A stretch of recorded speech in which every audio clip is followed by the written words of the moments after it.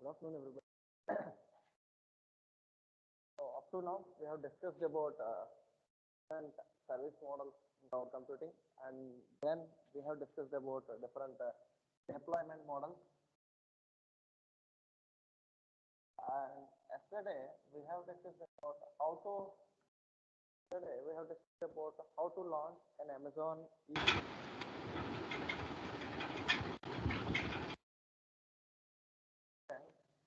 in AWS cloud environment. Okay, we have discussed and different types of cloud services, different environments, the commercial cloud environments. And we have also discussed about what are the different application areas, what are the different application areas of cloud computing. Okay, so we have discussed it briefly. Today, what we would like to do is we'll discuss about application areas of cloud computing in detail, and then we will switch to the second unit. That is the main concept of cloud computing. So the underlying technology with which the cloud will run. So that is known as virtualization. That is known as virtualization. So right now we'll talk about different application areas,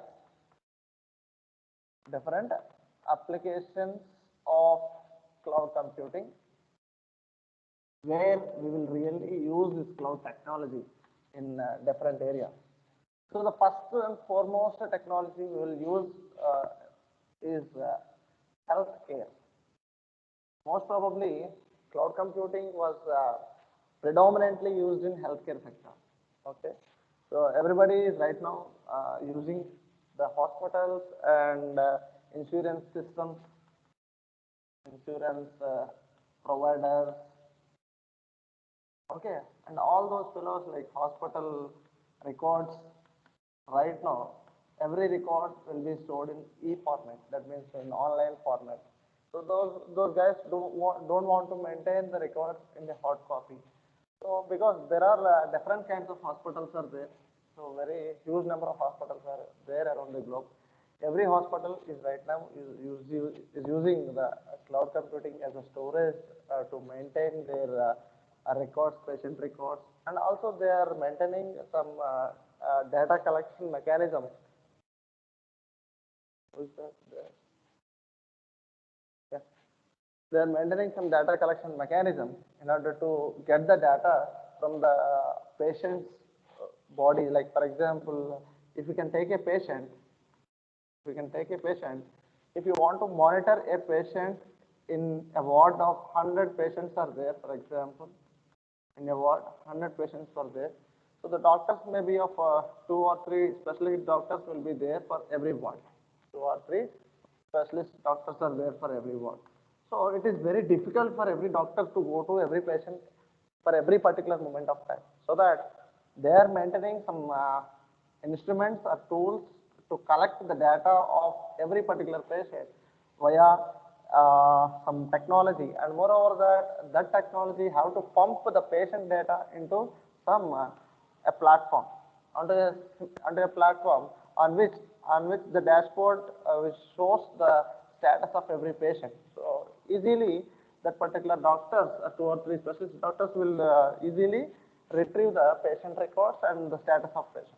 So how it can be helpful means, again you require an internet, you require server, and you require some data capturing mechanism from the patient. All these things have to be done. So healthcare sector is one of the foremost predominant sector where the technology of cloud will be used in a very rapid fashion.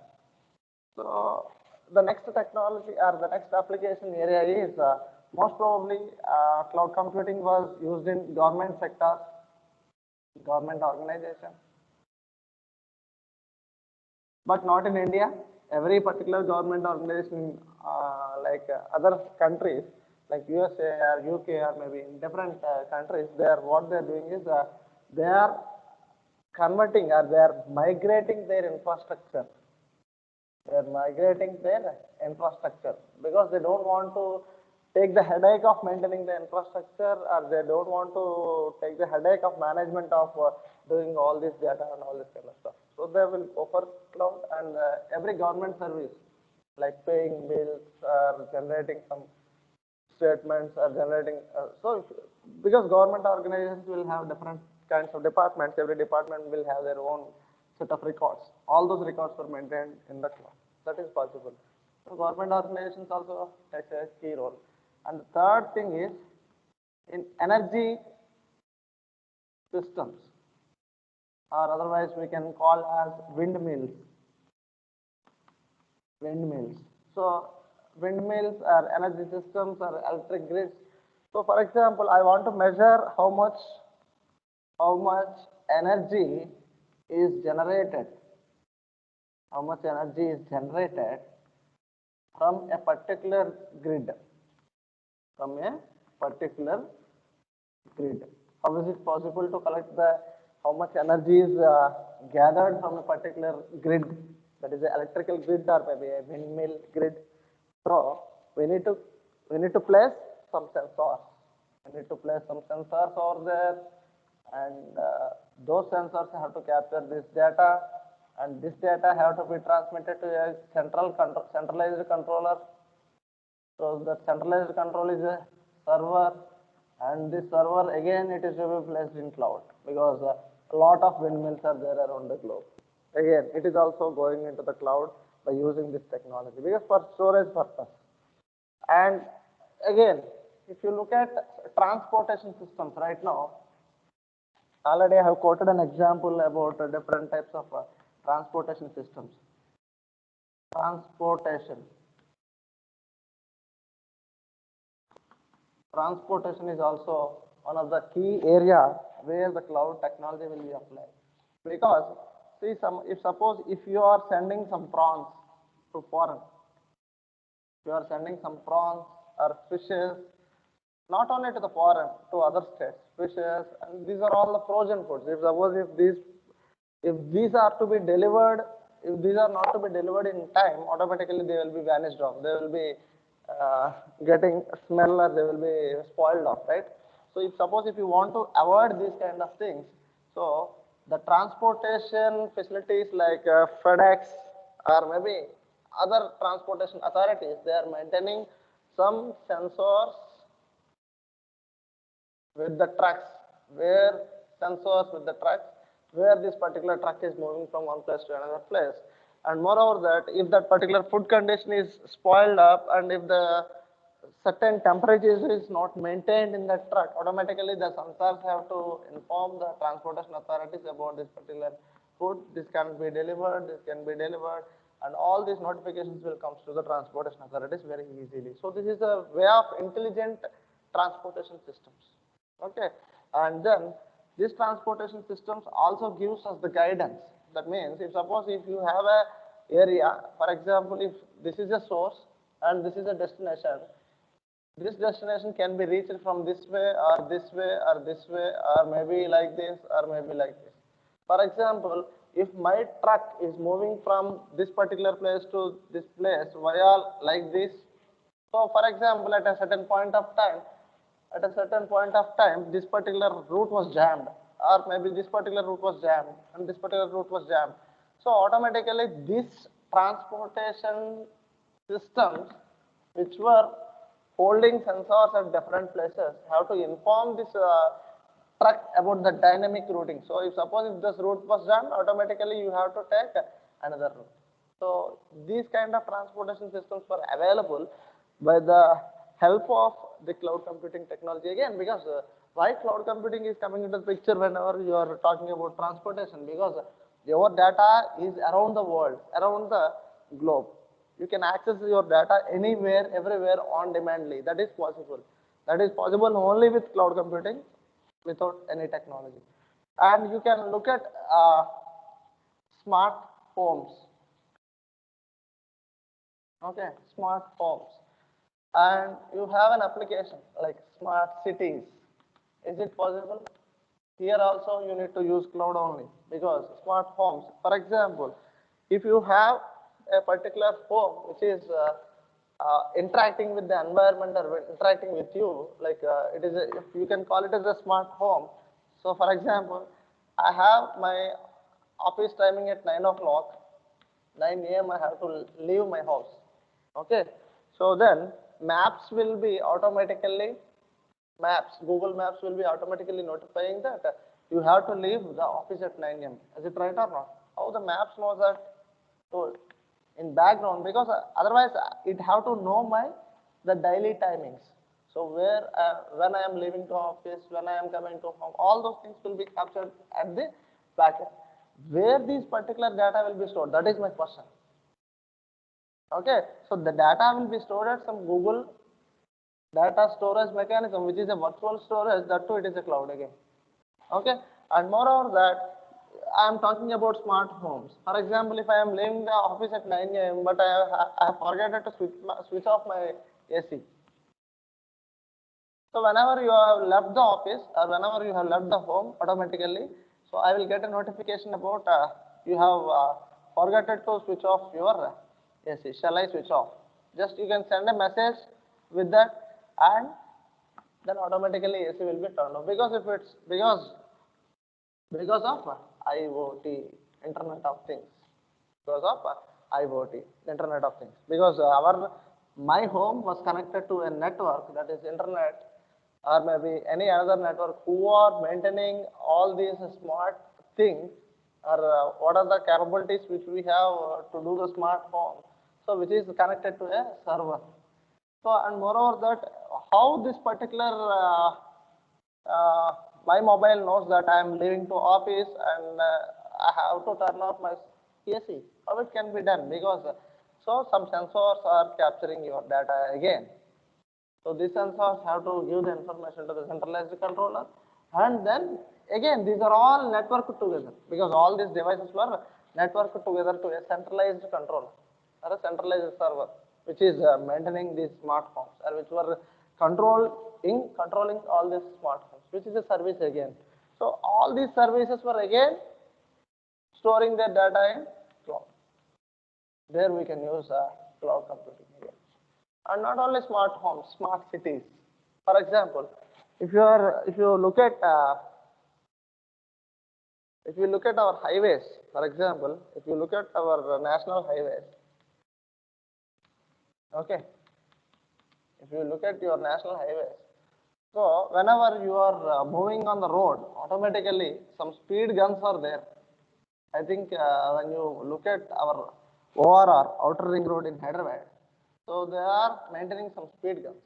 So whenever you have crossed the speed gun with a beyond maximum speed, for example, the maximum speed on OTT is 120 maybe. I am going with the speed of 130.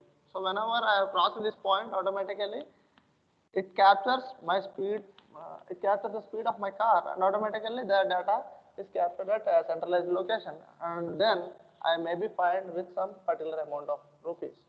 So how it can automatically detect? Again, there are some speed guns which are having sensors capturing the data and throwing it onto the cloud data center, or maybe some centralized server which is maintained at cloud. So all these are required the corresponding cloud computing technology for running or for maintaining all these kind of applications. So these are the majority of the areas where the cloud computing was involved to do the specific tasks which were there in these kind of areas. So these are about different kinds of applications in applications of cloud computing, where we can really use the cloud technology. Okay, and if you can look at ML and deep learning, see machine learning and deep learning applications. So for example, if you want to process the data which is pumped like anything, for example, if your application is generating 100 petabytes of data per a day, and if you need to process the data, and if you need to process this data, and you need to get the inferences out of it. Inferences means you need to do some analysis out of it. Okay, and that analysis will be used for some particular scenarios. Like you can say weather forecasting. Weather forecasting is a huge challenge. Weather forecasting is a huge challenge because you need to have a different set of parameters to forecast the weather. So how this huge amount of data can be processed in a single server? Again, it is a question. So then these ML, that is machine learning and artificial intelligence and deep learning applications, also have to come to cloud whenever they require corresponding processing capacities. Or maybe if you want to do high performance computing application, and if you are running a supercomputer cannot be run on a single soul based kinds of server. So you need to go for a distributed batch processing, and these processings all have to be done on again cloud. So nowadays I think everybody knows about Tesla cars, right? Am I right or wrong? Is anybody knows about Tesla car? Please respond. Anybody knows about Tesla cars or not? Or at least do you know about Elon Musk, who is one of the billionaires around the world? Anybody knows about Tesla cars? Don't know. So Tesla Yes, cars, sir. yeah, very good. Tesla cars are, Self-driven cars. yeah, very good. Self-driven cars. Self-driven cars. So how these self-driven cars will have to work? Because you shouldn't drive. That means the human won't be driving here.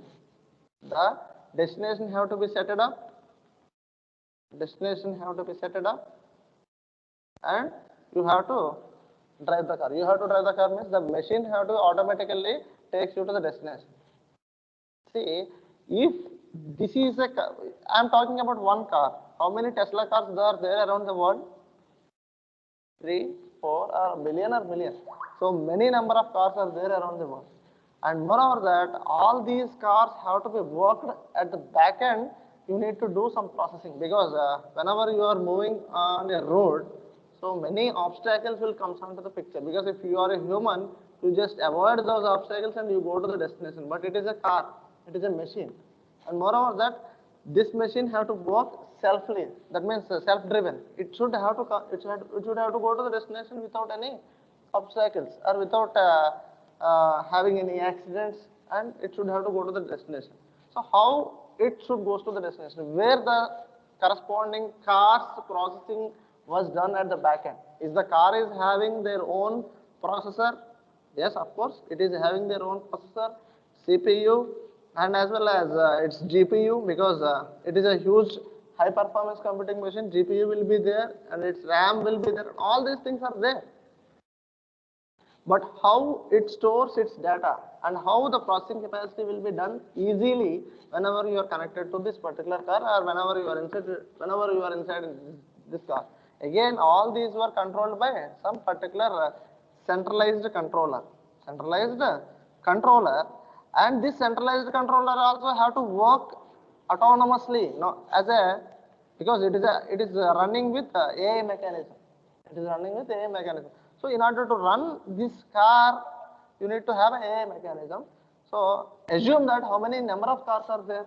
So all the number of cars data have to be stored at a particular point of place. So if this computation have to be done autonomously without having the human intervention, so how much data speed it requires, how much GPU capacity it requires, how much CPU capacity it requires. Okay, and moreover that all the cars are not reaching to the same destination at the same time, because I want to go to, for example, Kakinada right now. I have a Tesla car. Okay, somebody having another car wants to go to Hyderabad. So this destination is different and this destination is different, right? So the car processor have to think it of whatever the instruction you have given to the car, and then it process it, and it should go to the destination without having any obstacles and without having any accident. How this process is going very smoothly. So again, this data have to be processed at the back end because you have some maps. With that maps, it needs to check whether what kind of algorithms they have installed there, they are running in the back end. So all these things have to be taken care of through cloud. So without cloud, this huge amount of data won't be processed easily. Okay, so this is one of the best example for AI and ML and as well as DL, deep learning works. Okay, so again, these applications are also to be run in the cloud because if you can look at deep learning, what is deep learning? Can anybody tell me what is deep learning?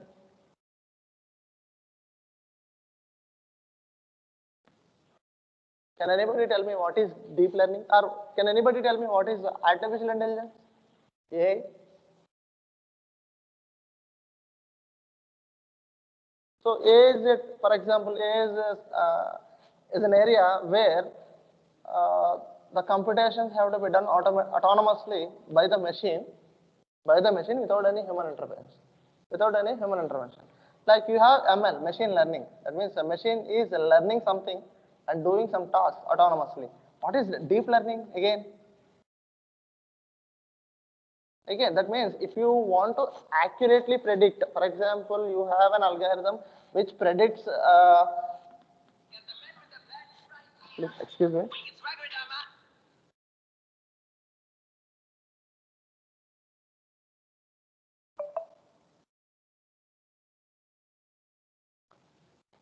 Which predicts something. For example, I have given input as a cat image. Okay, so whenever you have given input as a cat image, the algorithm also give the output because I have trained this algorithm with this cat image, and it should also tell this image is cat, right? So it may, for example, I have given 10 images of cats, of different cats. At that particular point of time, also this algorithm have to give the output as cat, not as dog. Okay, so some point of time, whenever I have given an image cat with some blurred image, so it may not predict because it is a machine. You are a human, but because you can tell by if suppose if it is blurred, also you can say that oh it is a cat because it's got some blurred image. But it is a machine which have to detect some features of that cat, some eyebrows or some color patterns or maybe some with different kinds of stuff, right? So uh, some of the machine learning algorithms cannot accurately predict some blurred images of the cats of some with different reasons because of different filters. But deep learning is not like that. That doesn't mean uh, deep learning predicts all the images as the cats and all the images accurately. But the thing is that it will process the image with a different number of layers, more number of layers to get the extracted output. Okay, if you have given cat as an image, it will take this image as more number of layers and just join with each and every layer with a convolution neural network. So this is all about machine learning and deep learning algorithms. Why I want to tell you all these things means, if this DL algorithm, the deep learning model have to be installed in a single server or a single desktop machine, it is not possible to process all these inputs because if I have given 1 crore images, sorry, not 1 crore, 1 lakh images at a point of time of cats. Okay, so if I want to apply some deep learning model on the cat images, okay, so each and every cat image is converted into different number of layers based on the algorithm with some, I want to apply CNN, convolution neural network, and this CNN will divides every particular layer with some different points, and again it is merging with some particular criteria, and it will return this image as cat with 98.9% accuracy and compared to ML model 94.5%, for example, assume like that. So now if I want to add and do this processing, all these things with CNN model and all these pictures have to be processed up. Text processing is very easy. Am I right or wrong? Text processing is somewhat easy when compared to image processing or multimedia processing. Are you getting my point or not? So if this processing wants to be happened in your hard disk or maybe in your machine, it is not possible. It is not that much easy. That is why you are going into cloud. That is my point. Getting my point or not? Is it clear to everybody? So that is why every deep learning model, so right now if it is Tesla, Tesla car also have to identify the obstacles, right? Am I right or wrong? So whenever it is moving from one place to another place, it have to identify the obstacle and it have to cross the corresponding vehicle which is beyond that and which is parallelly moving from side by side, and it have to also check all these processing capacity and all the possibilities.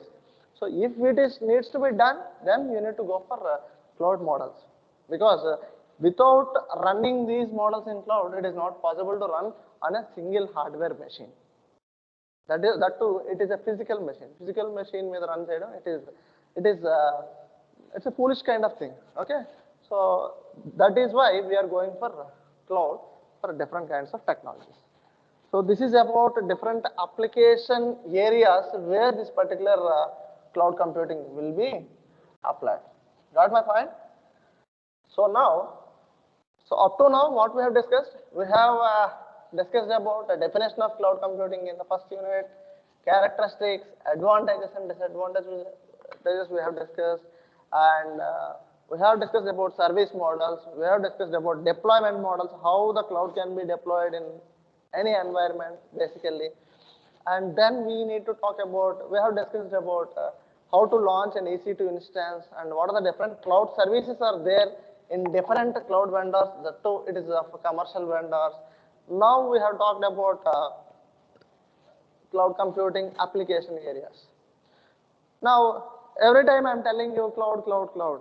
So what is the underlying technology? So with that, your first unit is completed, and moreover that I have given you this PDF. I have uploaded this PDF in your Google Classroom, and as well as the questions were also uploaded for you in the Google Classroom. Please check it. Now every time I am talking about cloud and cloud, okay. So whenever I am talking about cloud, so now we need to know what is the underlying technology. We need to know about the underlying technology which enables the cloud in your corresponding environment. So if suppose if I want to deploy a cloud, what I have to do? What kind of technology enables the cloud in the corresponding environment? The technology is called as, this is the beauty of the cloud, virtualization. Virtualization. Without this virtualization, you and me or anybody can't do anything. Without virtualization, I cannot deploy or I cannot run the cloud environment in any kind of for any kind of application, whether it is a DL or AI model or ML model, for any kind of thing, you need to know virtualization. So this is a basic kind of stuff you need to know before going to learn about the cloud computing. So, but the thing is that we have in the second unit we have virtualization. So it is fortunately we can easily know about virtualization. Can anybody tell me about virtualization? Virtual. What is the meaning of virtual? Or just Google it. You are there with your mobile phones, no? What is virtual? What is virtualization? Anybody? What is virtualization?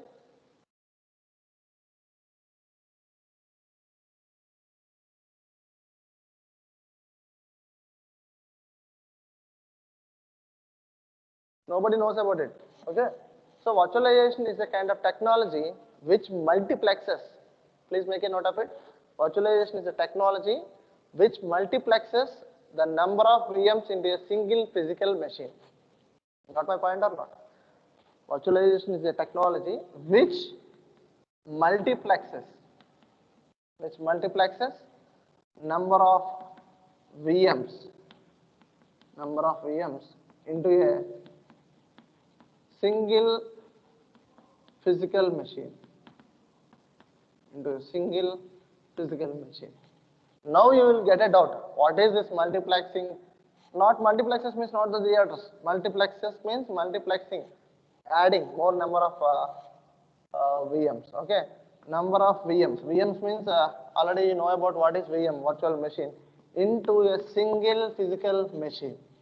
Okay, so I think everybody is getting a doubt. What is this physical machine and what is this virtual machine? Am I right or wrong? Are you getting this doubt or not? Let me know. Make it fast. Everybody is getting this doubt or not? What is this physical machine and what is this virtual machine? Kavya, are you there? Kavya?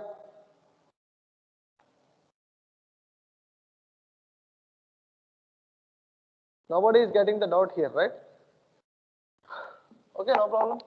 So virtualization is a technology which multiplexes number of virtual machines into a single physical machine. That is what I want to tell you. So now you have a physical machine. That means your laptop or desktop or whatever it may be. Physical machine. So what the physical machine consists of? Processor. Am I right or wrong? Processor. And you have a RAM, that is your memory,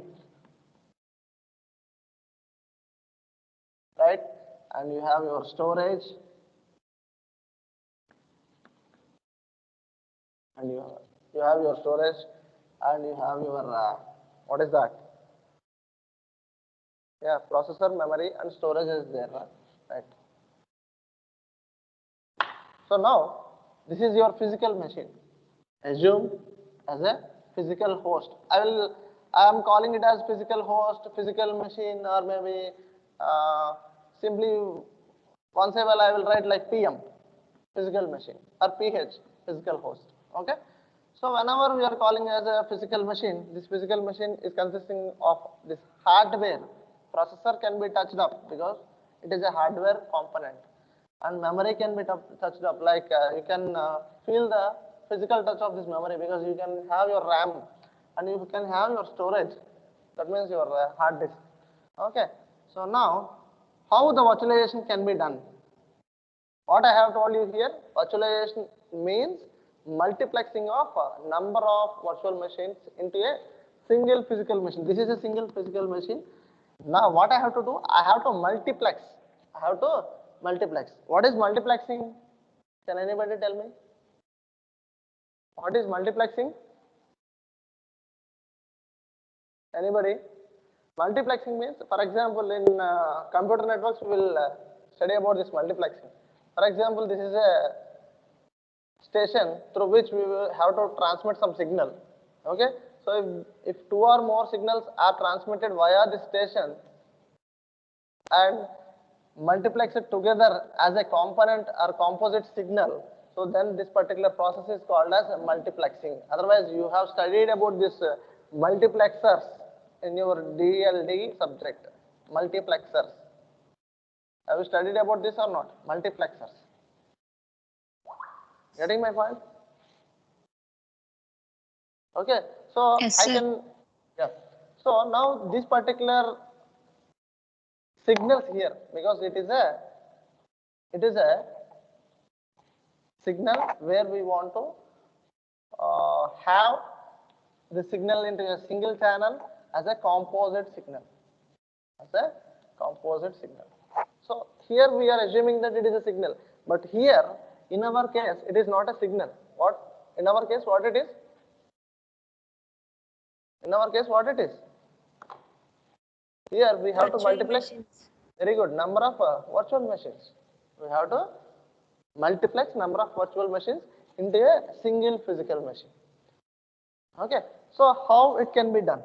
It have to be done via a particular process called as VMM. VMM, or we can say that it is called as a hypervisor. You are saying that it is called as a hypervisor. Getting my point or not? We have a term called VMM, virtual machine monitor. Virtual machine monitor, or otherwise we are having another term called hypervisor. Hypervisor. What this hypervisor will do?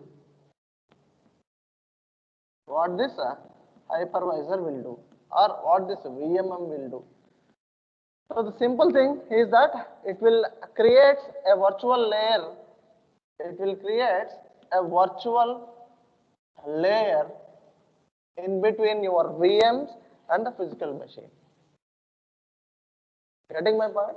Here, the hypervisor will enable the virtual environment. That is what I want to tell you every time. Hypervisor will enable the environment of virtualization on top of this physical machine. On top of this physical machine. Are you getting my point or not? On top of this physical machine, we have installed a hypervisor program, which is a software or VMM, virtual machine monitor. This hypervisor or VMM will enables the virtualization environment. Will enable the virtualization environment. And one more thing you need to take care of or make a note of it is, whenever it enables a virtualization environment, it will create a virtual layer. A virtual layer was created on top of this physical machine. So whenever you have created a virtual layer, a dump will be formed. A dump will be formed here. A dump will be formed here. So in this dump, you can add more number of VMs. That is what I am telling you again and again. Multiplexing. Multiplexing in the sense that you can have more number of VMs. VM1, VM2, VM3, and so on, VMn. You can add more number of VMs. Okay? So you may get a doubt, sir, I am adding more number of VMs into this particular physical machine or into this dumping yard. So are they interacting with each other or they are colliding with each other? You may get a doubt, definitely. Because I am writing VM1, VM2, VM3 besides each other. So no, the answer is no, because whenever you have created a VM called VM1 in this particular machine, so it will form an isolated container. It will be acting as a isolated container. It will be acting as a isolated container. Are you getting my point or not? And then we have created another VM, VM2. It is also besides VM1, but it does not collide with VM1 because it is isolated again from here to here. And you have VM3 and so on, VMN. And so on, VMN. Okay? So like that, they are isolated from each other, they are independent of each other, they are executing their instructions independently from each other, so that if this execution was happened, this execution won't be depends on this execution won't be depends on this, or this particular instructions were not executed or not depends on VMN. So then there is no problem for me. Now you may ask me a doubt, what is this VM? What does this VM contains? That is a question everybody may have in their minds. So before having this hypervisor here, this physical machine also consists of an operating system. This physical machine also consists of an operating system. Am I right or wrong? On top of this OS only, I will be installing hypervisor, because OS will be, what is an operating system? Everybody giving the simple definition. What is that operating system? What is an operating system?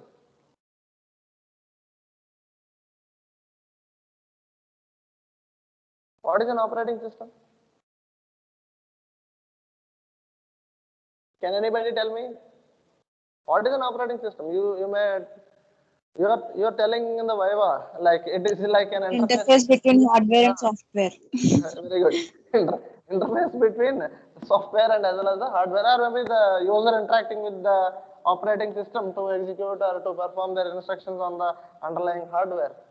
Okay, so this is the definition you are telling, because the OS is also like that only here, because OS will be on top of the physical machine. On top of this OS, the hypervisor got installed. Am I right or wrong? So this hypervisor will enable the environment of virtualization.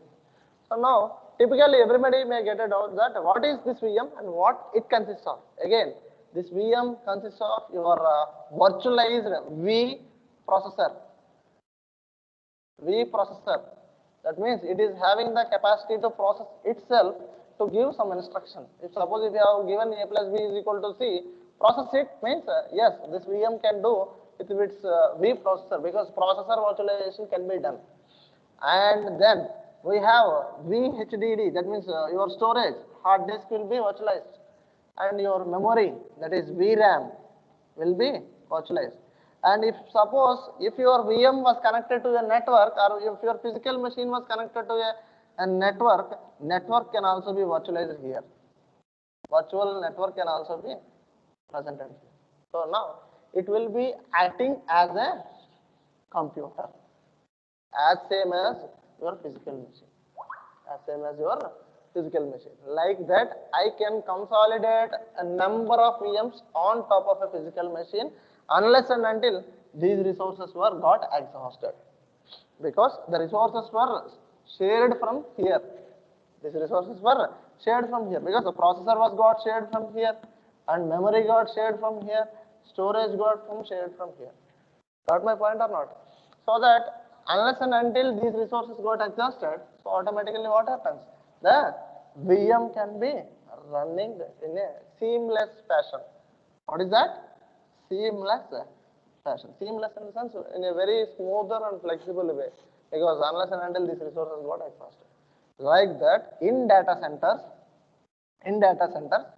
the physical machines are laid around the data center, and in each physical machine, n number of VMs were laid over there. So that is why we are running our huge high performance computing applications in the cloud very easily because of these bloody virtual machines. Getting my point or not? Okay.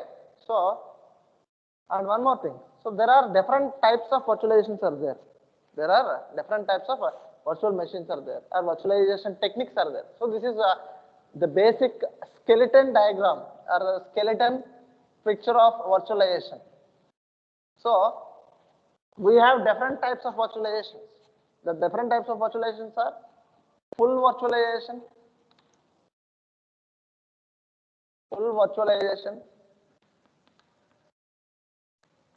and we have another virtualization is called as para virtualization. Para means not paralysis.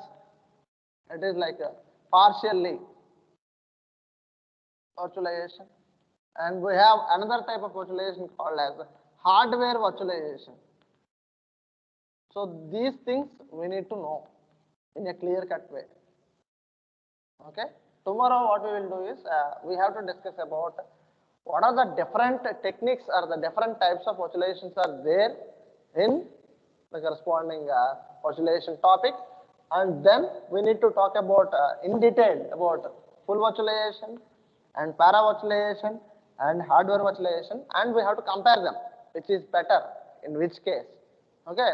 So in data centers they are running with hardware virtualization. Why they are using hardware virtualization?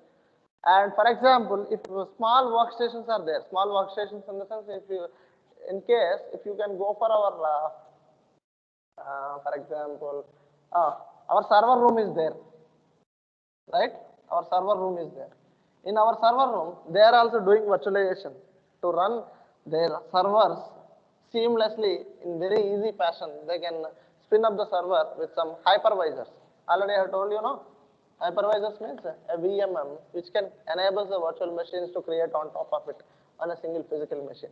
So that means they have their own physical machine, they have their own OS there. On top of it, this hypervisor got installed, and on top of it, I can spin up my own virtual machines in any number of virtual machines unless and until this storage capacity got exhausted. So in our college, they are using some full virtualization. Full virtualization they are doing, not para virtualization.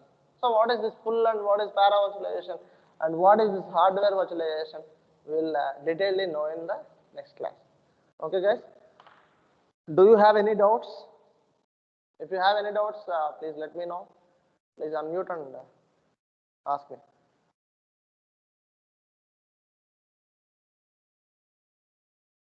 If you don't have any doubts, please give the attendance. Number 1. I will wait for 5 seconds for every particular guy. For example, if you are not giving the attendance in 5 seconds, then I will mark it as absent. Okay? Number 1. Number 2. Present, sir. Number 3. Present, sir. Number 4. Present, sir. Number 5. Present, sir. 6. 7, 8, 9, Present, sir. 8 present, Present. sir. 11, 10 present, sir. 11, Present, sir. 12, Present, sir. 13, Present, sir. 14, 15, 16, Present, sir. 17, Present, sir.